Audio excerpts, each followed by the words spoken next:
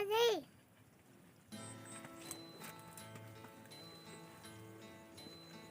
มาดีทุกคนยินดีต้อนรับลิงที่ต้อนรเข้าสู่ซ่องช่องเคนแชนแนลเฮสแนลขอบใจทุกคน ขอบใจทุกคน ที่เข้ามารับชมแล้วก็มาหาพระองค์ ขอขอบใจ ขอบใจ เข้ามาแล้ว เข้ามาแล้ว กดไลค์กดแชร์ให้เด้อก็เลยก็จะให้ในเด้อขอขอบใจ ขอบใจ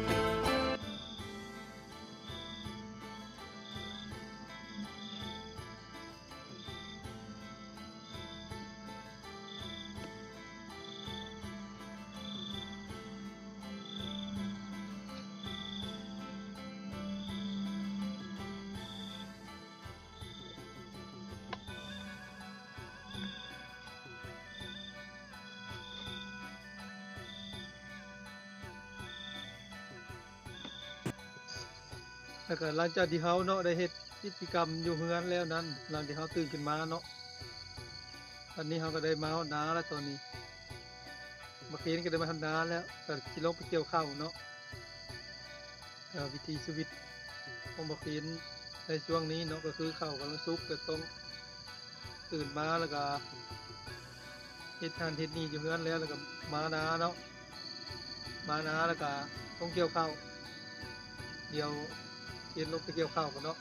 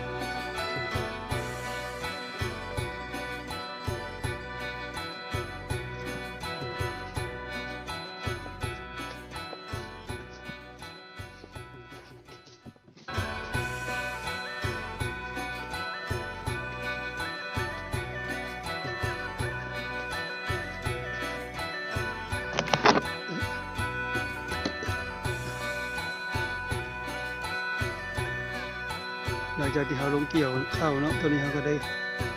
ขึ้นมาไปที่เรียบร้อยแล้วเนาะเที่ยงที่เรียบร้อยเพราะว่ามันแดดมันร้อนหลายก็เลยขึ้นไปเช้านี่ร้อนหลายเนี่ยอะไรไปน้อย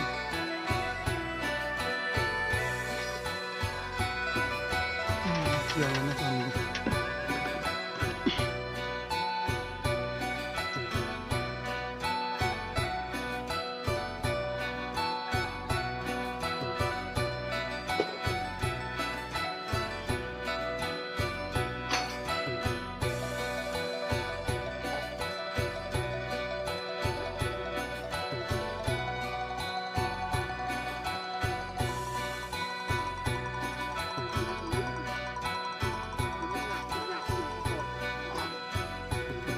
ร้อน